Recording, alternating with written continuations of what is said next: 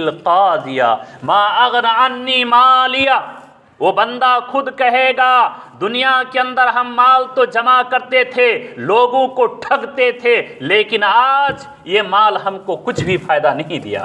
ما اغنى عنی مالیہ، میرے مال، میں نے جس مال کو کمایا وہ مال مجھے فائدہ نہیں دیا۔ ما اغنى عنی مالیہ ہلک عنی سلطانیہ، وہ بندہ کہے گا کہ میں مال کو کمانے کے لیے فلاں کی غلامی کرتا تھا، فلاں کے یہاں نوکری کرتا تھا، اذان ہوتی تھی نماز کے لیے نہیں آتا تھا، محض اس لیے کہ میں اس کا غلام بنا ہوا تھا، آقا کا فرمان جاری نہیں ہوتا کہ تمہیں نماز پڑھنے کے لیے مہلت ملے گی، میں اس کی غلامی کی زندگی بسر کر کے آیا، اس لیے آج میری یہ درگت ہو رہی ہے۔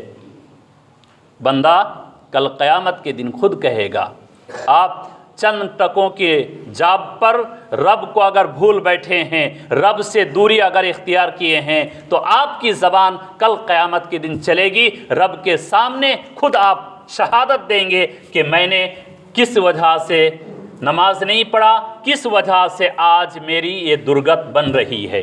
آئیے دنیا کی حقیقت سے متعلق آپ کو بتلاتا چلوں کہ اللہ کے رسول صلی اللہ علیہ وسلم نے دنیا کی حقیقت کے بارے میں فرمایا۔ یہ دنیا کی حقیقت کیسی ہے؟ اللہ کے رسول صلی اللہ علیہ وسلم ایک مرتبہ گزر رہے تھے، راستے میں ایک بکری مری ہوئی پڑی ہوئی تھی، اور وہ بھی اس کے کان چھوٹے چھوٹے جس کو جدا کہا جاتا ہے۔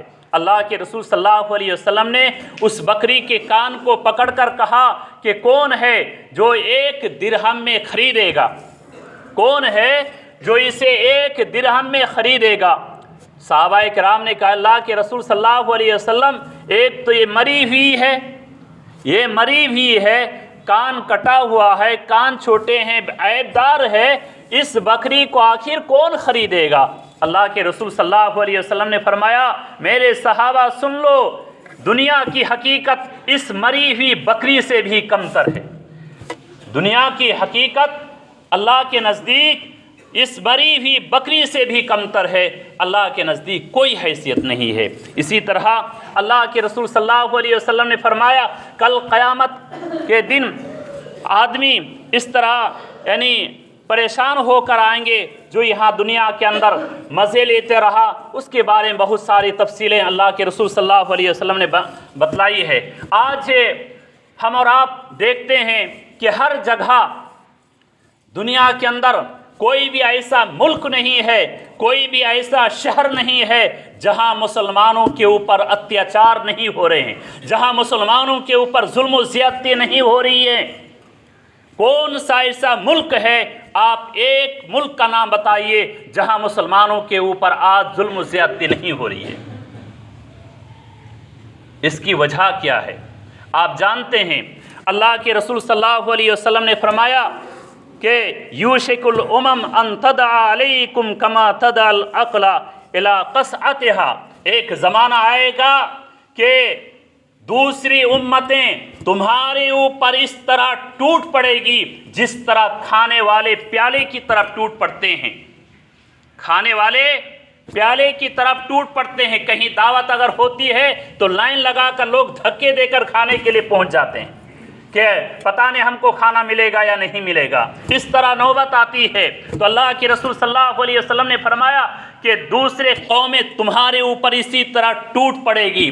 صحابہ کرام میں سے کسی نے پوچھا اللہ کے رسول صلی اللہ علیہ وسلم کیا اس وقت ہماری تعداد کم ہوگی جس کی وجہ سے دوسرے لوگ ہمارے اوپر حملہ کریں گے؟ اللہ کے رسول صلی اللہ علیہ وسلم نے فرمایا کہ نہیں، اس وقت تمہاری تعداد کم نہیں ہوگی، بلکہ تم لوگوں کی تعداد کس طرح ہوگی؟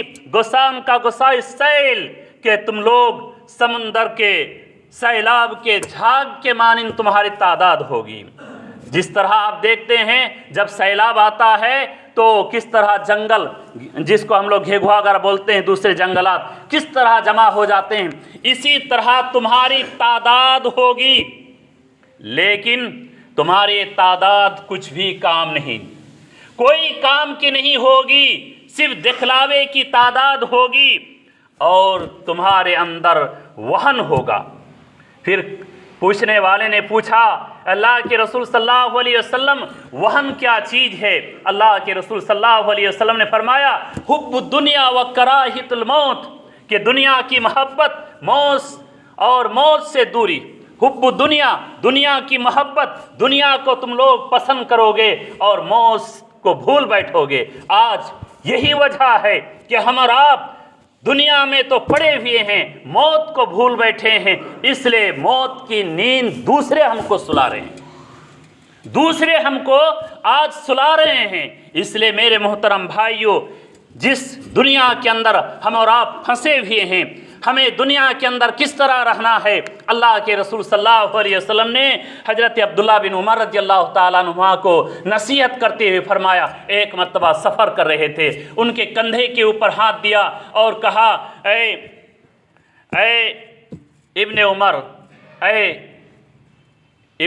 اے عبداللہ، کن فی الدنیا کانکا غریب او عابر سبیل، دنیا کے اندر اس طرح رہو گویا کہ تو مسافر ہے، چلتا پھرتا مسافر کی طرح ہے، اجنبی کی طرح ہے، تمہیں کوئی پہچاننے والا نہ ہو، اس طرح تو زندگی گزار۔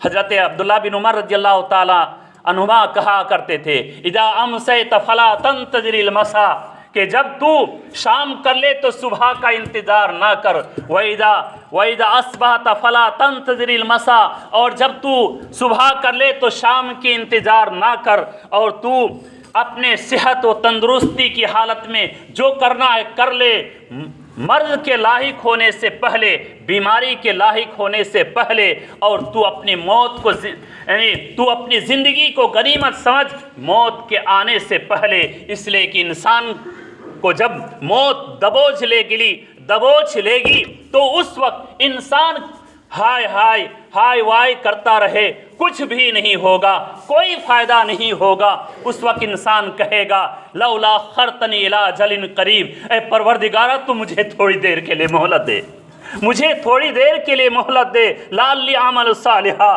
تاکہ میں دنیا کے اندر نیک عمل کر کے آؤں۔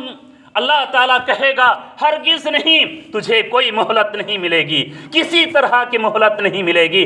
اس لیے میرے محترم بھائیوں، آج تمہیں مہلت ملی ہے، اس مہلت کو غنیمت جانو۔ اللہ کے رسول صلی اللہ علیہ وسلم نے فرمایا کہ دنیا کے جو حال ہے اس دنیا کے بارے میں فرمایا ارتحلت الدنیا مدبرا وارتحل الآخرہ مقبلا ولکل واحد منہما بنون فکونوا من ابناء الآخرہ ولا تکونوا من ابناء الدنیا فإن اليوم عمل ولا حساب وغدا حساب ولا عمل۔ صحیح بخاری کی روایت ہے، اللہ کے رسول صلی اللہ علیہ وسلم نے فرمایا کہ دنیا یہ پیٹ پھیر کر بھاگ رہی ہے اور آخرت آ رہی ہے، وہ سامنے ہمارے آخرت آ رہی ہے، اور ہر ایک کے لیے بیٹے ہیں۔ تم لوگ آخرت کے بیٹے بنو، دنیا کے بیٹے نہ بنو۔ اور سن لو آج کیا ہے، آج کے دن فَإِنَّ الْيَوْمَ عمل، آج عمل کر سکتے ہیں اور حساب آج نہیں ہوگا، کل حساب ہوگا، لیکن کل عمل کا موقع نہیں ملے گا۔ اس لیے میرے محترم بھائیوں، آپ اس زندگی کو غنیمت سمجھیں جو زندگی آپ کو ملی ہے۔ کل قیامت جب برپا ہوگی یا کل جب موت ہو جائے گی تو آپ کو کوئی عمل کی مہلت نہیں ملے گی۔ اس لیے آپ جو یہاں دنیا کے اندر ہیں، عالی شان بلڈنگ بنانے میں ہوں، چاہے جس طرح بھی آپ کہتے ہیں زندگی کو گزار رہے ہیں، تو آپ دنیا میں دھوکے میں ہیں، آخرت کو سنوارنے کی کوشش کریں۔ اللہ تعالیٰ سے دعا کیجئے کہ اللہ تعالیٰ ہمیں اور آپ کو ان کہی باتوں سے عبرت حاصل کرنے کی توفیق عطا فرمائے۔ آمین، تقبل یا رب العالمین۔ وما علینا الا البلاغ، وعلیکم السلام ولکم فی